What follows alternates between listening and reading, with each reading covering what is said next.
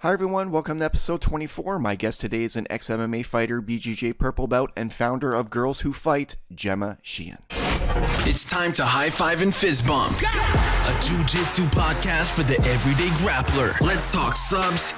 Let's talk positions. Let's talk dominating the mats. Welcome to the Let's Talk Jiu-Jitsu podcast with Raymond Terrence. Today is a BJJ purple belt from Gringo Jiu-Jitsu and founder of Girls Who Fight, Gemma Sheehan. Let's talk Jiu-Jitsu. Hello. Nice to be here. Thank you for having me on. Hey, Gemma. Hey. So we totally didn't rehearse that like 10 times before we started the podcast. But just so for everyone knows, we're currently at Brian's podcast location. So if it sounds like crap, everyone can post and comment that Brian's podcast studio sucks. But I'm glad that he had me here because I get to have Brian on at the same time. So Gemma, thanks very much for being on. I know we kind of did this super fast, which is usually what I say at the beginning of podcasts, but people tend to be really quick to jump on the boat, which is great. So I appreciate you being here. Maybe tell everybody a little bit about yourself and how you got into martial arts. Yeah. I started getting into martial arts when I was in high school, around grade 10. Before that, I had done a lot of, I was at an arts high school, so I was doing acting and dance and stuff. And as a kid, I did a lot of dance and gymnastics and things, but I never really felt very good at any of the things that I did. Like the other girls in the programs just surpassed me and just nothing really clicked. And then around grade 10, I tried a kickboxing class because I moved across the street from a gym. And when I was a kid, I thought that I would be like an amazing spy. Like I was obsessed with spy stuff. And in my head, I just thought I would be like a really badass, like fighter, warrior. Like I love those kinds of movies. So I tried the kickboxing class and I did it for like a year just for like fitness and exercise outside of school. And then in grade 11, I tried a jiu-jitsu class. And then from there, pretty much after like a year, I was doing wrestling, jiu-jitsu, kickboxing, like, and that was pretty much my life from high school all the way through to the end of university. And a couple years after, until I decided to kind of call it quits on the competitive, I was pursuing MMA like as a career. So that was really all I wanted to do throughout university and high school. And I thought that was the only thing I was going to do. And then, yeah, I had 6 MMA fights. I had a record of 5-1. And at the end of it, I decided to end my MMA career and I started my company now called Girls Who Fight. That's awesome. And where were you training out of when you were doing MMA? Were you specific to one gym? No, not at all. I started at a gym called UMAC, and after a couple years, I started branching out because really to do MMA at the level that I wanted to, there isn't really one gym in the city. I like a lot of gyms, but there isn't one gym I could say that has a great program for everything. There are certain gyms that have really good jiu-jitsu programs. So Gringo Jiu-Jitsu is mainly where I trained for that. There were certain gyms for wrestling and certain gyms for kickboxing. So for kickboxing, I was at Bazooka Kickboxing with Joe Valtellini, the Glory champion. And for wrestling, I was wrestling with Team Impact. And I went to another gym called Open Mat once a week to work with their wrestling and no-gi jiu-jitsu instructor as well. I had another gym I went to just for conditioning, and I was working with another MMA coach, Oliver Vadnais, like out of his basement. So I really like bust all around the city to get to a ton of different places. That's cool. And were you going to school at the time or were you working? Yeah, I went to, so yeah, this was mainly in university when I was like really serious about fighting. So I was in university for 4.5 years. So all throughout that, I was doing that. I got my degree in international relations and I was working as a lifeguard. So my job throughout university was like a swim instructor and lifeguard at an outdoor pool in the summers. But other than that, I had a job as like a hostess. And then one day they just stopped scheduling me for shifts. And then that's pretty much it. Wow, that's cool. Okay, so what drew you towards MMA? Like, what moved you from just doing kickboxing to saying, okay, like I want to jump in a cage and like punch girls in the face? Was there something that kind of flipped like the switch, or did you know that you were already a very competitive person and you just like I want to do everything? Just wanted to be a ninja, right? Didn't you hear? Yeah, I heard you want to be a ninja. I think that was everybody's dream when we were kids. You wanted to be ninjas. Yeah, I definitely could say when I was a kid, I thought I would be like a really, really good like ninja, warrior, assassin, like fighter, all of those things when you're a kid that's like glamorized in movies. I thought like, yes. But no, when I started kickboxing, I didn't see it right at first. And then to be honest, I feel like when people ask me this question, like they want a different answer, but I started training a lot at the gym because there was a guy at the gym that I had like a really big crush on that went to my high school, and he was training like all the time. Like he was the most obsessed person with fighting that I ever met, and he was at least at the time, and he was training all the time, and I was just in kickboxing, and I was like, oh, maybe I'll do some jujitsu, and then we ended up like we had like a 5-year relationship after that, but that was like kind of how I started doing everything else. And then after that, I really like I started showing up, I started getting better, and then I feel like it's just a natural path after that because you start doing good in the gym. And this is what I see happen with so many people is like it's not necessarily you start going to a martial arts gym with the mindset of like I'm going to be a UFC fighter. It's like you start going, you start getting some skills, and then people start being like, "Oh, you're doing really good. When are you going to fight?" And everyone starts asking you when you're going to fight, and then you're like, "Oh, I guess I should fight." And then you have a fight, and like you win or you lose, but like you feel like it's exciting and that you can do it, and that's what I felt like happened to me, like, and then I just accepted that this was just going to be like my life. Okay, so basically all that to say you joined MMA to get a boyfriend. That's like the fancy way of saying essentially yes. It's really funny because people interview me a lot, especially like women's empowerment type stuff. And when they ask me that question, I feel like that's the last answer that they want to hear. Yeah, no But kidding. I'm just like, honestly, that's what the truth is. I As was an like independent woman, yeah. 14. There was the guy at the gym, and I started doing jujitsu because of that. But That's then I funny. kept with it, and yeah, That's things funny. worked All out. the guys say that too at the gym. We all say the same thing. Like if only girls would come to jiu-jitsu. All the girls that I have a hard time finding a good guy or to find a boyfriend or this and that. Just like go to a martial art class and there's like a sea of Not men. just any martial arts class. No, jiu-jitsu Come to specifically. jiu-jitsu. Yeah, there's that definitely. It's like a huge pool of guys for Yeah, sure. nice. I was just going to ask about your MMA fights, Gemma. You said you were 5-1. Was that like an amateur circuit or was that smokers? Yeah, What was that? those were all amateur fights. And Although a lot of them were in the States and they didn't have like the Canadian amateur rules. Like the Canadian amateur fight scene when I did some Canadian fights were like fully gear, like headgear, shin guards, like everything. I had like two like that, maybe three like that, and then the rest were in the States where it was like no gear at all, just the mouth guard and the MMA gloves. wow. Hmm. That's really intense. Yeah. That's good. So what? MMA is intense. Yeah.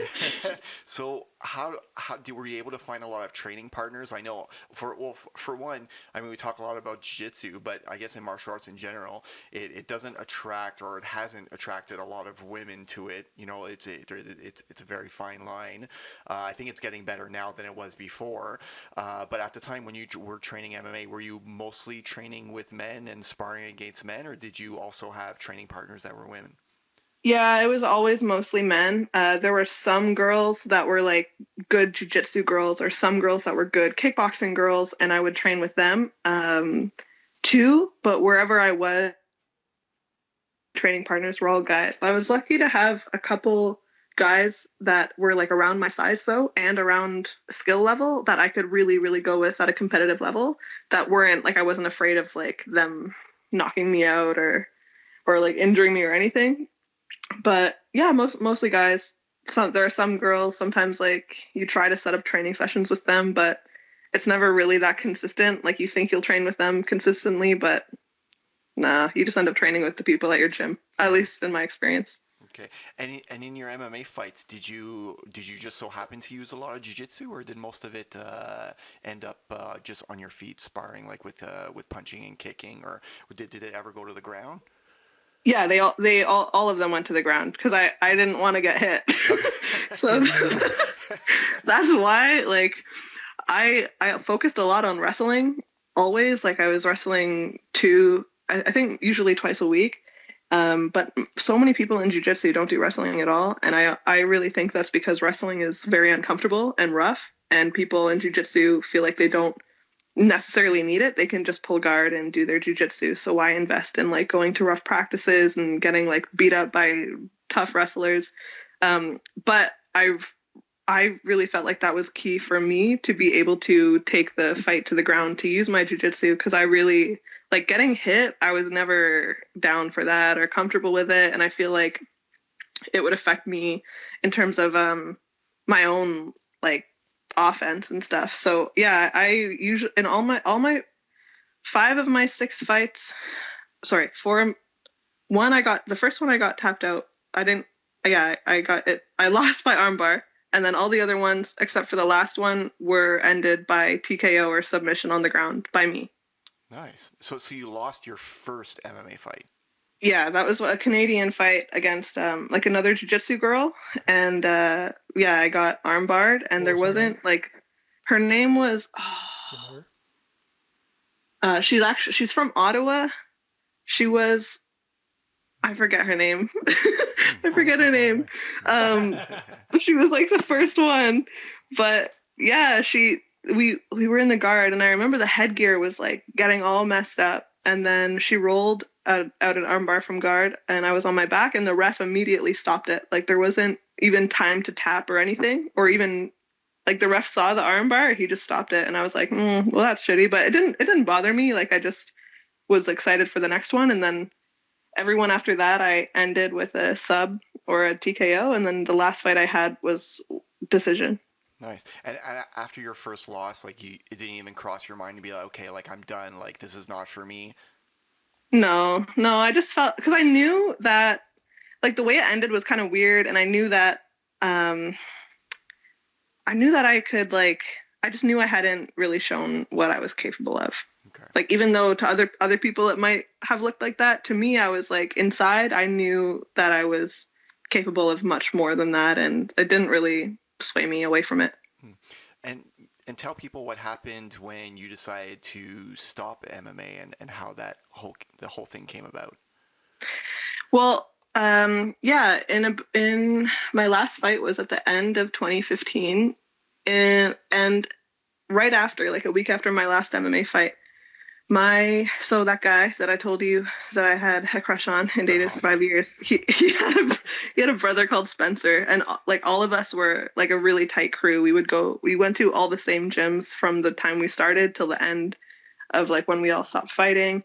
And we were hanging out all the time, training all the time together, and we were really close. His name was Spencer, and he got head kicked one day in training, and he got knocked out. And Spencer was someone he was like at the top of the Toronto MMA scene, like probably the most potential to make it to the UFC, and like everyone knew that. Everyone was like wanting to be his best friend. Everyone wanted him at their gym. He was fighting all the time. And then he got knocked out in training, and to this day, which is like 3 years later, he has not been able to lead a normal life. He's had like the worst post concussion syndrome symptoms I've ever seen. Like he had to be hospitalized like 6 months after that because his heartbeat dropped so low. Oh He no. lost like 50 pounds. He had the most horrible like um, just issues with his brain, headaches. Like even now talking to him, you can have a conversation with him for like an hour, and he's wearing earplugs and a hat to keep the light out, and you could tell he's like irritated by too much stimulus. It was really That's really really intense. really Wow. sad. Wow. And then so that happened, and I was still fighting for like a year after that. And then in that year I had my third MRI, And they called me in and they said that I had something called white hyperintensities, which are basically white clusters in your brain where they shouldn't be. And they said that nobody has these, like only elderly people above 65 have these, or people who have significant brain trauma or like degenerative diseases. Like if you have dementia, or Parkinson's or something like that, But did you that's take a when lot of you, hits though to get that, Gemma? not in any fights, except the last fight I did. But I had this, uh, like it showed in my MRI before my last fight. So if I had the trauma, it must have been from like years, the first few years I started fighting. And it's possible they said that I was born with it or that it happened when I was a kid, which I can't remember anything like that. I think I fell down the stairs once, but I don't think that would lead to that. But so they said basically we can't prove it's from trauma, but considering what you do for like a living, it's most likely this has developed from you getting head injuries, and this poses like a serious threat to you. And they said that even if I wanted to keep going, the UFC probably wouldn't let me compete because it's not like a concussion where the like you don't see anything on a brain scan. My stuff shows up as like two white balls of dots. And so I emailed, I like was looking for like specialists in white matter, and I sent them my MRIs and they all gave me the same advice, which was to like stop fighting as hard as it might be. And then so that happened, and after that I kept fighting for 6 months, and I was preparing for a fight, and I didn't really tell anyone about it because I was in such denial. Like I didn't want it to, like I almost wanted to pretend I didn't know it, because like at that point it was like fighting had been the only thing that made me feel significant in a way. Like it was who I was, it was all I do, it was all people know me for. I hardly paid attention in university and I wasn't interested anyways. So like what am I going to do with my life if I'm not like Gemma Smash and like, you know. So that was worrying at first, and then the girl I was supposed to fight dropped out. um, and I was really glad she did, because the whole time training, like, in the back of your mind that something's wrong. Like you can fool other people, but you can't really fool yourself. And then one day I got like rocked by a head kick from a girl I was training with, and it was a really stupid sparring session because the girl, like she's one of the people who goes really hard even when you're not supposed to go hard, and like throws head kicks even when you're not supposed to throw head kicks. Yeah, And Brian. instead of me being Yeah, like, Brian. That's not me. oh, that's Brian. No, no, no. The only way I can head kick somebody is if they're lying on the floor. Instead of with people like that, like really what you should do is just not spar with them anymore, because like the stupid thing to do, which is what I did, was like, okay, you want to go hard, I'll go hard. Show her, yeah. Yeah, and then what happened is like the last second, of course, before the bell rings, I caught one of the very like hard head kicks. And it was like that day where I was like, okay, what am I doing? Like, what am I doing right now? I know that I have brain like damage from this stuff. I'm still coming here. Like, I really need to reconsider what I'm doing with my life. And then from there, I decided to quit fighting. And it was kind of like, it was a part of the health, but it was also a part of when I sat back and sat out of it for a while, I started looking at like what a life in MMA would really mean to me, and what were the costs and what were the benefits. And a lot of the way I started thinking about the benefits didn't seem as beneficial anymore. And I don't like judge anyone, or I don't mean to like take anything away from anyone that is pursuing MMA. But for me, I thought that when I was in MMA, it felt like such a big deal. Like it felt like, oh, like I'm so cool, like I'm like a fighter and whatever. But when I zoomed out, like I didn't really see how me dedicating my life to it impacted anything or anyone else. So in that way, it ended up seeing a lot smaller and less of a big deal than I initially thought. And I was looking at like fighters and when they retire, like the injuries they have, and like speech impediments and memory loss, and like even just how short-lived fighting careers are, and how hard it must be to leave a career at age like 35, and then like a year later there's already all these new people and nobody really knows you or cares about you, and it's just, to me, it stops seeming so fulfilling. So I looked at it like that, and then with the injuries, and I said, you know what, like there must be something else I could do. And I didn't really know what it was at first, but like luckily I thought of Girls Who Fight and I started that, and it has just been like the best thing in my life so far. Yeah, we'll definitely get into it. I want to. Brian has been waiting to ask you a question, so I'm going to I ask you a wanted to let question you just to finish. screw him up a little bit too. So, no, what I wanted to say was just a comment is that when you were talking about, how you kind of took a step back and you kind of looked at MMA and all the training that you were doing, you're like, well, let's look at a long-term plan and see if it's worth it for me.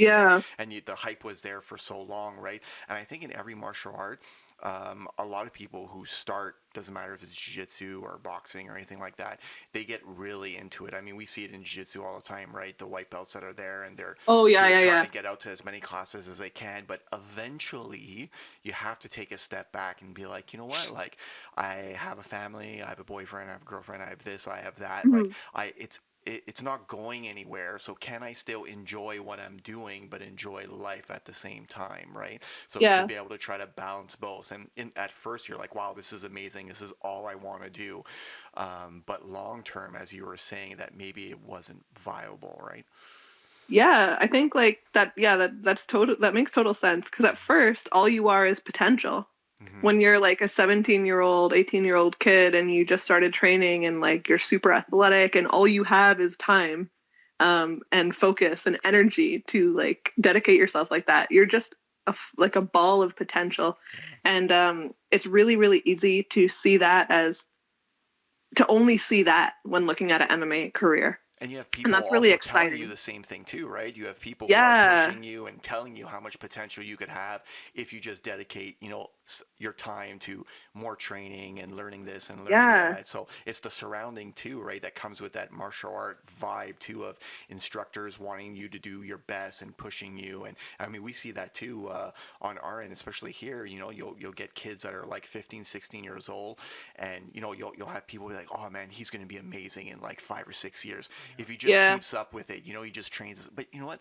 These people, they're not going to stay in that little. I'm talking about jiu-jitsu, but they're not going to stay in that little jiu-jitsu bubble for the next 5 years. They're 17. Like they're going to get out of high school. They're going to go to CJEP. They're going to go to university. Other things are going to Mhm. take over.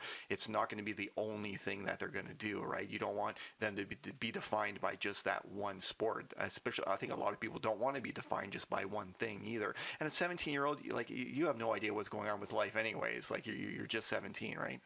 Yeah. Yeah, no, for sure. I think like it's so easy. And what you said about like everyone around you building it up too, that's such a big thing. Like that's what I meant when I said when I was young and I started doing a little good in the gym, everyone is like, "Oh, when are you fighting next? Oh, you could do this. You could be the next Ronda Rousey and you could do this. Oh, you're better than that girl competing in the and you start building this idea of like, "Oh, yeah. I am good. Like I could like do this." But you don't have anyone who's sitting you down being like, yes, you can do this, but here's what you're giving up, and here are Mm-hmm. what the consequences are. Because there's nothing that doesn't have its consequences. And to act like something as like dangerous as MMA doesn't, or even just to, I feel like for coaches to ignore discussing stuff like that, especially with their young and like eager 17-year-old students who are going in the gym and sparring like totally recklessly often.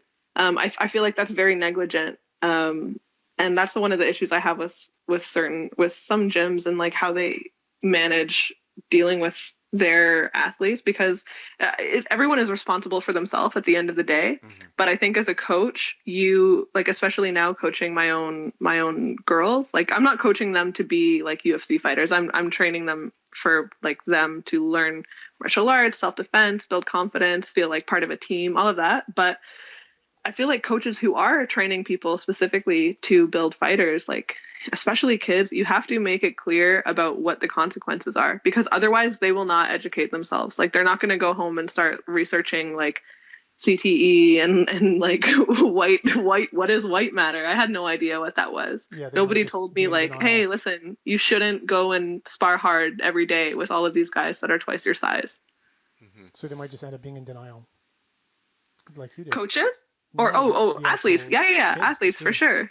Yeah. Yeah, well, Yeah. And yeah. Brian and I have spoken about this previously about how we always hear about coaches that are really pushing people who have, you know, maybe who are maybe naturally gifted that are just very athletic, Yeah. and people Yeah. who do kickboxing or MMA or stuff like that, and coaches are very for trying to get them to the next level, but never once do we hear them say, "Oh man, but if you get another hit in the head, bad things are going to happen." Yeah. Like that whole other side of things.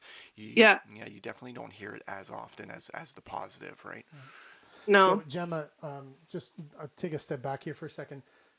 Uh, Aside from your dream of being a member of the League of Shadows when you were young, before that, let's say when you were like X-Men 12. actually. What's that? more X-Men. Oh, more I X-Men. was Okay. more, yeah. We have an X-Men. We have a Nightcrawler that we train with. So Yeah. shout out to Chris. Um, when you were like, I guess maybe let's say 12, 13, like before it was even a thought in your head, Yeah.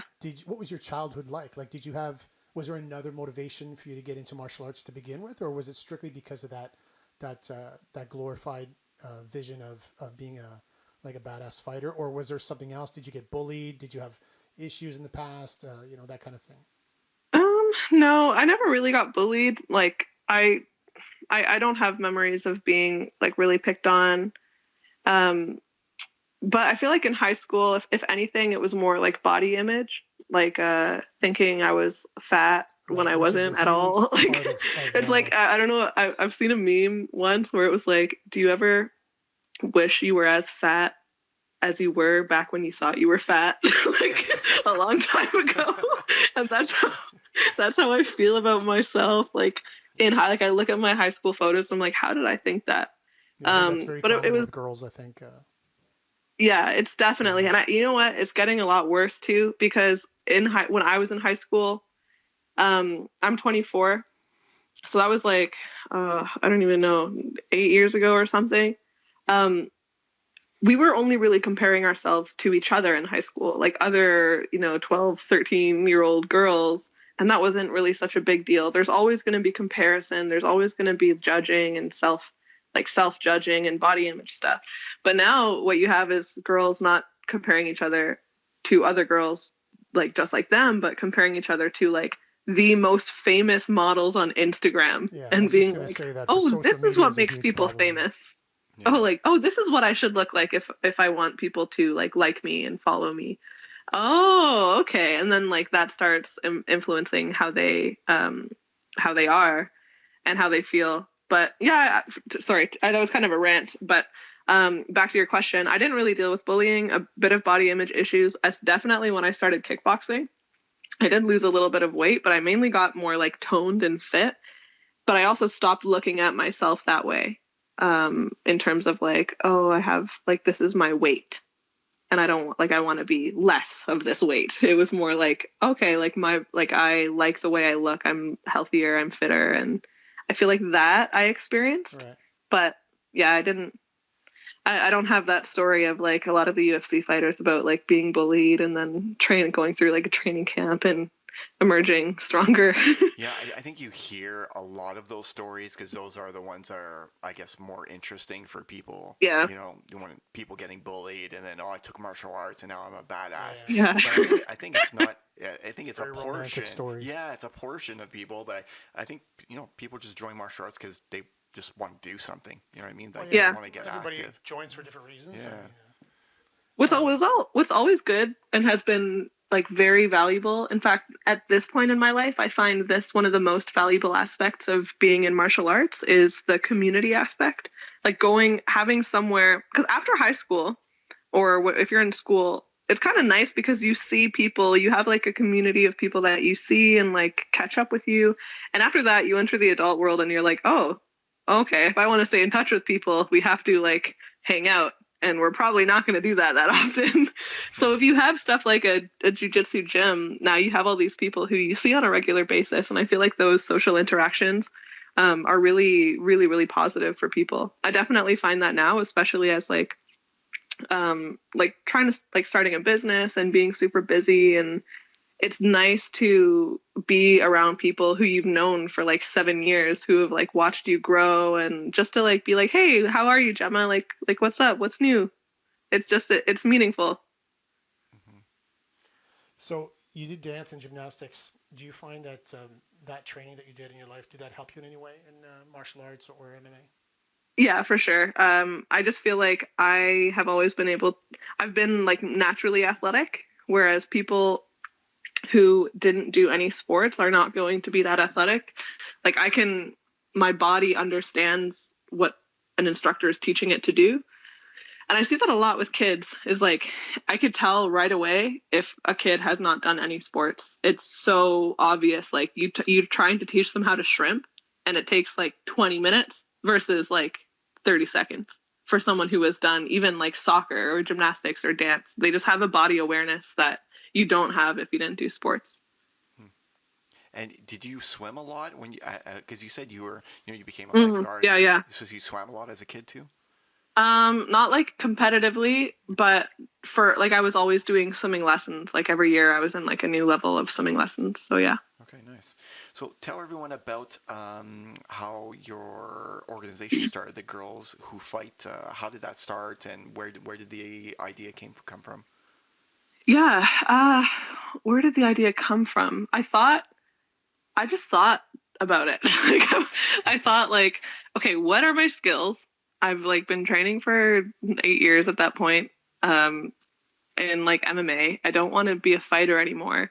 And I never really thought of myself as like having a gym. I didn't think I would like that much, but I realized there wasn't really a lot of like women's MMA based self defense or like even just women's MMA programs. Like every gym is mostly men, which is fine because most of the people in MMA are men, so that makes total sense. I've never had a problem training with men. Um, but I recognized that there was like a market that wasn't really being served. And actually, I didn't know if there was a market. Like, I didn't know if it was just that way because women didn't want to train. But I felt like if there was a market and there wasn't anybody doing it, that I would be the person that could make something work.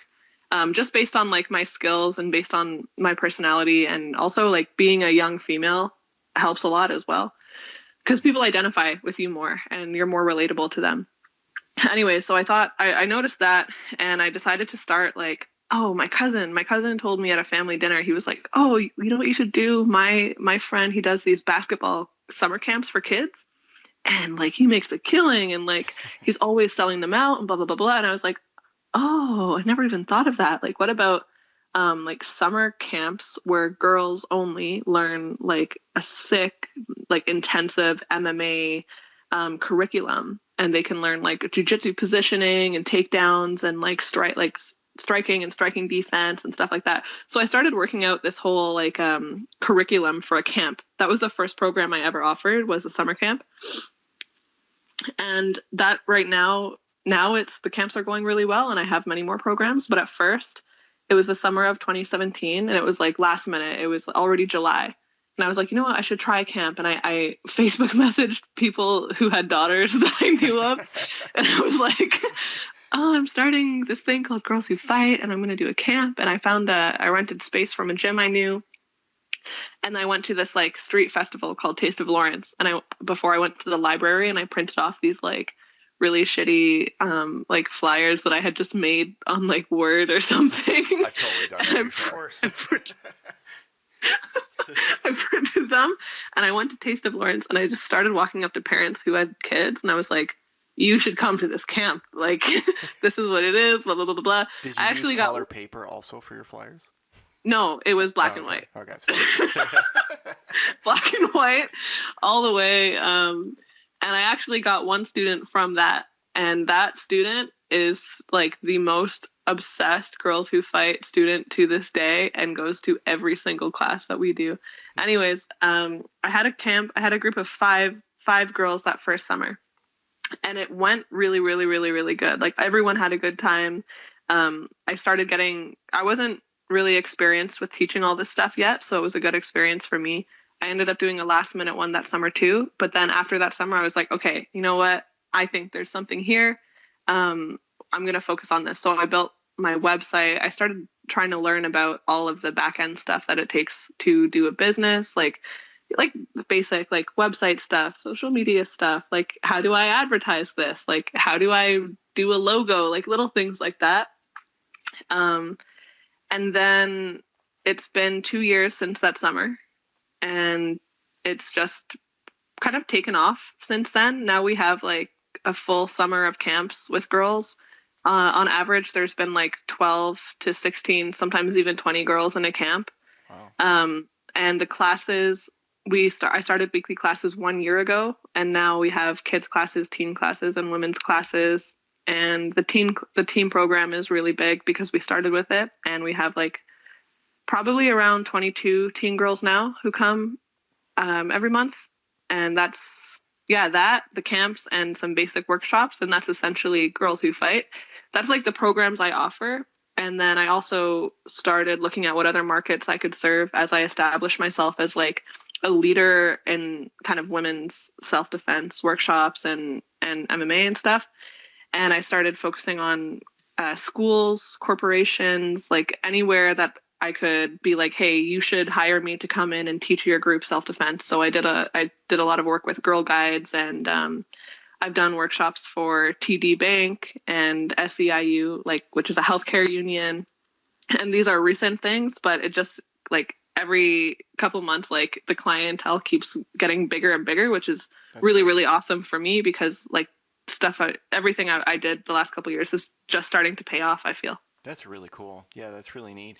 I think I agree that there's a market for it. I think that just people have a hard time tapping into that market, and I think people give up really easily. And I'll give you the example of, again, I'm basing myself on what's going on here in Montreal and based a little bit more on jiu-jitsu, where it's I think every school has tried or is trying to start a women's only jiu-jitsu program, right? Or if it's Yeah. just a class a week or it's an open mat on the weekends. And most of these schools, if not all of them, are offering it for free because they're trying to get women to come Yeah. in to try it, and then you get hooked, and then you'll pay for it afterwards, right? Mm-hmm. I don't think it's the best way to go long term to build what you built, which is a women's program, right? Yeah. Because just because you hold an open mat with 3 or 4 girls doesn't mean that it's ever going to grow to 20, 30, 50, or 100 women. Women aren't just going to come off of the street, be like, oh, I saw on Facebook you're doing women's only jiu-jitsu, so I decided to come try. That's not how it works, right? Yeah. So I think here in Montreal, I think we're going about it in the wrong way. Not that the efforts aren't good, because we have a few women's only open mats that happen in different schools here in Montreal, and they have a few girls, every weekend. But I think a Yeah. women's only program, I think a lot of school owners and academy owners try to do it, but you really have to commit yourself 100% to build that program and go find the right resources to make it happen, because it's not going to happen on its own. It's not like guys who are just going to walk in off the street. Oh, I saw UFC, so I want to learn how to punch and kick and like choke people out and stuff. Women, it's just not the same thing, right? No, Um, it's definitely, yeah, I know exactly what you mean. I feel like for me, what I tried to do is focus the program, at least initially. It still is focused on this, but on like total beginners. So I'm not really selling to the current jujitsu martial arts market. I'm selling to people who would never go to an MMA gym, but they somehow find out that there's like a special girls only like fun and like empowering program that's not like an MMA gym, but that teaches all like the important stuff. And then they decide, oh, okay, I think my daughter like might actually like that. um so it's finding like focusing, targeting people who really wouldn't do it otherwise. And I think that comes a lot from like definitely your branding and your imaging of like what you're offering. mhm. Would you say you're explain the program a little bit, Gemma? Like, is it focusing on like MMA competition style for women, just for to get a basic skill set, or is it a self defense thing where you teach them how to use stuff that they can protect themselves with? What do you focus more Yeah. on? So each program is a bit different. In the camps, which I started with, it's basically like a curriculum of like techniques that are more geared for self-defense situations from mixed martial arts. So what they'll learn is typically a bit of striking, a bit of wrestling, a bit of jiu-jitsu. In striking, they'll learn how to keep like what a stance is, how to move how to move properly in a stance, how to keep people, like what is range and how do you maintain it. They learn how to punch and kick and defend punches and kicks. Then they learn some basic takedowns and throws. They learn on the ground things like mount escapes, guard sweeps. They learn like back position, side control escapes. So they're mainly learning defensive moves. And then on top of that, that's like that's pretty much the physical. Well, other than that, there's some basic self-defense stuff like wrist escapes, waist grab escapes, things like that. Okay. But other than that, for the camps, I also teach them how to walk confidently. Like we literally walk across the room and I'll be like, okay, show me your most like insecure pose and walk. And I'll like give them a bunch of fun walks like that and they'll do it. And then we'll also work on, okay, how do I walk confidently now? How do I speak assertively? And those things I find parents are really interested in too, because it's like the preventative side. And you can sell that a lot more based on like safety and empowerment and stuff. So that's the camp curriculum. For the basic workshops, it's kind of what I explained, but a lot less like proper so if someone hires me for 2 hours to teach something, I first start with what is a stance, how to move forward, back, left, right. Then we do this drill where they get in front of someone and they have to like, one person has to try and touch the other person's back and the other person has to keep them away using their range and their footwork to circle around. So they work on stance, they work on wrist escapes, they work on mount escapes and some other basic stuff. And for self-defense workshops, that's essentially all I will teach. And to finish it off for the classes, the girls that come every single week, they're learning MMA, everything except for like hard striking sparring. So they're not doing any sparring where they're getting like hurt. But they're doing pads, they're doing drills, and then they're doing like live wrestling and live rolling. And what's your current training schedule looking like? So what have you kept up with, and what are you, what's a typical week when it comes to your own personal training? Yeah, I wish it was better. When I started, okay, as soon as I stopped fighting, the first year where I was just like working on learning all this business stuff and like resetting my focus, I basically stopped training. I think I trained like once a week max for that year. And then after that, I was like, when I started getting kind of comfortable with what I was doing, I went back and I've been training.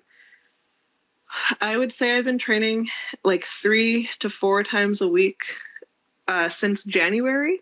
Mostly the summer is kind of tough because I have summer camps and also classes after and workshops. So the 2 months in summer are super busy.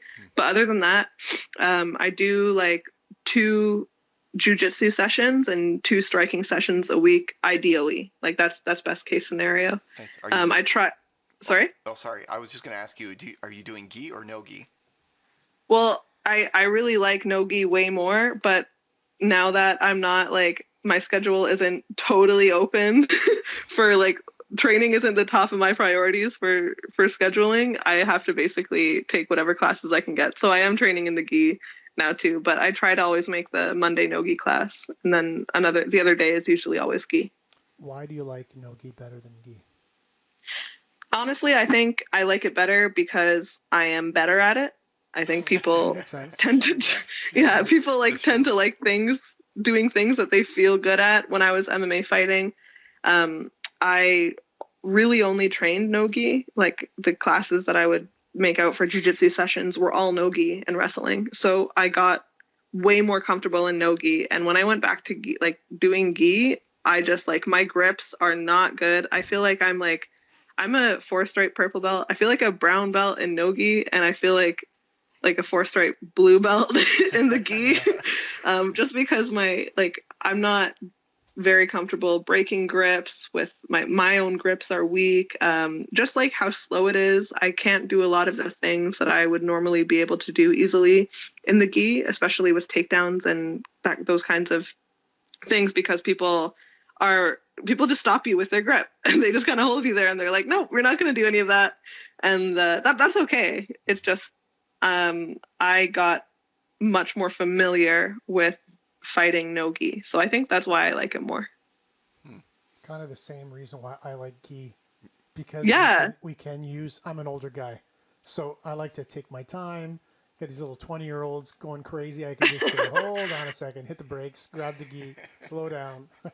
Yeah. No, yeah, totally. Because that makes sense. And that's might be a reason why gi jiu-jitsu is a sport that people can do for so long. Like, because you can really control how hard you want to go, which is a good thing. And do you think that are you still competing in jiu-jitsu, or do you want to continue to compete in some shape or form?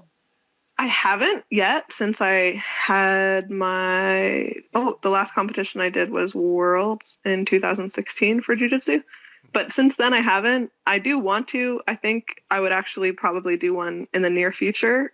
I think I've just like the last year has been a mix of not not feeling like I'm getting enough training, or like just genuinely not getting enough training. But I also feel I really want to, mainly because um, I want to practice what I'm preaching, and with my students, at least, I'm kind of teaching them to be courageous, to try things, to not worry about failing, like to do your best, to put yourself in uncomfortable situations. And I feel like even if I don't feel like I have that like 6 days of hard training that I used to have, I shouldn't let that like mentally stop me from signing up for a jujitsu tournament. Whereas I feel like that is a factor in my like somewhere in my psyche being like, oh, when like from going from MMA fighting where you're training like all week and it's really really good training and you're getting the best, then to going to having like a couple years off and only a couple days of training, you can feel like, oh, well, I'm not going to do as good. And that plays with Yeah. I think that just affects you mentally, but I don't want to let any of those things. They do, but I don't want to let them. Right. So I want to kind of like persist despite those things. And for that reason, like the next no-gi, well, I might do gi, but I would really, really prefer no. So I'm gonna try to sign up for some in the near future and try to just do my best to train for them. And it would honestly be so nice to have like the girls come and watch me, because they would be so excited. And it would just be good to like show them, hey, like it's okay, you can go and like prepare for a competition and do it, whether you win or whether you lose. Like you can do it, and you should. I think a lot of it is like you said, Gemma, about practicing what you preach. I think it sets a really good Yeah. example for them also, that the teacher's there, competing against other people and putting her own skills to the test. Exactly. Yeah, yeah. I think it's good for me personally, because it will keep me sharp. It will give me more motivation to keep training and to keep learning more and to stay more well-rounded with like just my life in general, and not just let myself get so overwhelmed with like work and business. And but it's also good for the business at the same time, because it's showing. I know I know with when I'm focused, I'm a very very like good competitor and athlete and student. So I know I have all the things needed to do well.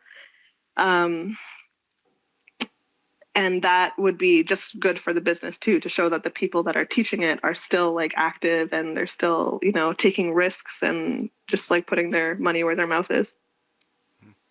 What's the youngest girl that you have right now in your program? 6 years old. Wow, that's kind of cool. Yeah. Nice. What was I going to say? Oh yeah, when it comes to, I know you're talking about, brain injuries when people get kicked and getting knocked out in this and that, and they're saying, you want to, jiu-jitsu is a sport that you can do when you're, in your 60s and 70s. I'm curious if getting choked out, maybe not on a daily basis, but like a few times a week, I wonder if how much that affects your brain long term. Getting choked out, Yeah, or like no, maybe not just choked like out. tapping, Yeah, like just like tapping out. tap. Yeah, just like tapping. But I mean, there's different levels of tapping, right? Like, am I tapping right away the second that the guy puts the choke on me? But it's something that just popped in my head when we were talking about like white matter and stuff like that. I wonder if doing jiu-jitsu for like 30 years or 35 years, if it has any impact like on your neck and getting choked out and blood circulation and stuff like Oh, that. I wonder. interesting. Like I have always kind of thought of jujitsu as being damaging to the body, not so much like there's always concussion risks with any sport. Like you could be playing soccer and you could get kicked in the head by accident or something. Yeah. With jujitsu is the same. Like my brother got a concussion from, I think he was rolling and someone else, like, I don't know, he stepped back and he just kicked him in the head. But it's not like the main risk where like with striking, but with jujitsu, your body, like you definitely will have body issues and body pain long term if you're doing it that long. I think going on what you were saying, Ray, about being choked out for 30 years, whatever, if you're the kind of person who doesn't like to tap and just lets himself, no, I mean, when I say you, I mean when one, doesn't like to tap. Yeah. I'm just coming on what Ray was saying. He was wondering if, there's a long-term effect on that. I would say, I mean, I'm obviously, I'm not an expert, but if you're not waiting for the guy to put you out cold, then where's the real damage? I don't think there is real damage. But I think if you are the guy that lets the guy put you out cold, and happens over every and week, over, right? Then you're preventing blood from going to your brain. So there's got to be some minor damage happening there, right? Yeah, maybe. But who does that? I don't know. There's always one idiot. Yeah, exactly. Yeah. Definitely tap out. Yeah. Gemma, tell us a little bit about your family. So tell us about your brother, because someone had posted on Facebook that we should get your brother on the podcast. So he's also a jiu-jitsu practitioner, right? Yeah, he's a brown belt now. He's just jiu-jitsu obsessed as always. When he started, it's funny because when I pulled him into the gym, because I started first, which I love to remind people. I started kickboxing and he started coming to do kickboxing. And then I started jujitsu and I was like, Michael, I think you'll actually really, really like jujitsu. And he looked at it. He was like, I don't want to roll on the floor with guys like that. and then after that, he tried it. And now that's all he wants to do. Just roll around with guys. Got it. Yeah, so he trains at Toronto BJ. He trained at Gringos for a long time. He's at Toronto BJJ now. He competes like everywhere. He doesn't live with me anymore, so I don't really see him much, but I know he's always like traveling and training, and he's just doing very, very well with jiu-jitsu. Nice. What's your brother's name? Michael. Yeah. Nice. So tell everybody where they could find you on social media. My Instagram is girlswhofight_TO. That's my Girls Who Fight Instagram, obviously. My personal one is just Gemma Sheehan, and Facebook is Girls Who Fight _TO as well. And that's about it. My website is girlswhofight.ca. Okay, nice, awesome. Now I also read in your bio that you've done some speaking engagements or occasions or whatever. Where have you spoken? What kind of talks have you done? Yeah, at first I started at Rotary clubs because in 2018 I went to South Africa and I volunteered teaching self-defense to people in a township. So that was really cool because I emailed a bunch of volunteer organizations in the country and I said, hey, this is me, check out my website. I'm coming to South Africa, and if you can get me in front of an audience, I will teach them for free. I don't need anything from you. I'll pay for my Airbnb and everything.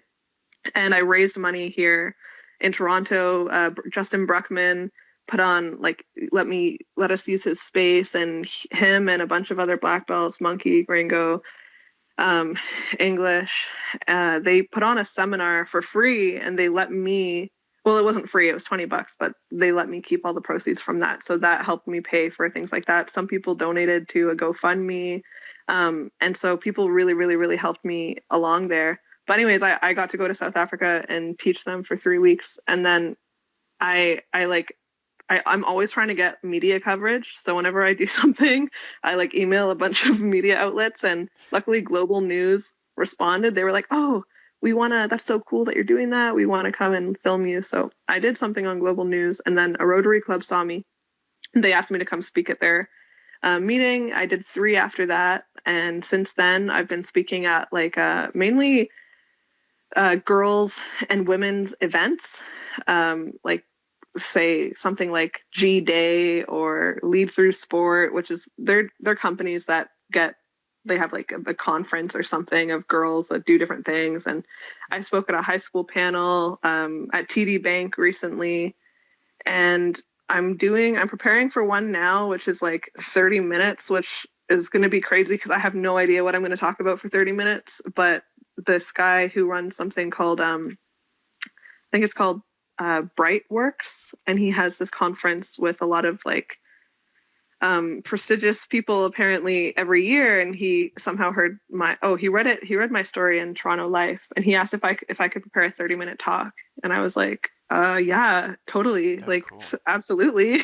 But I don't know, I'm working on it, but it just seems like something that is like the opportunities are coming in, so I'm going to try to get better at speaking. And I really like things like this because it helps me get more comfortable with just like talking and sharing. So Nice. thank you so Well, much for like no, if you have to this. fill 30 minutes, you just have to go and re-listen to this podcast, and That's like right. your 30 minutes are done. That's it. It's over.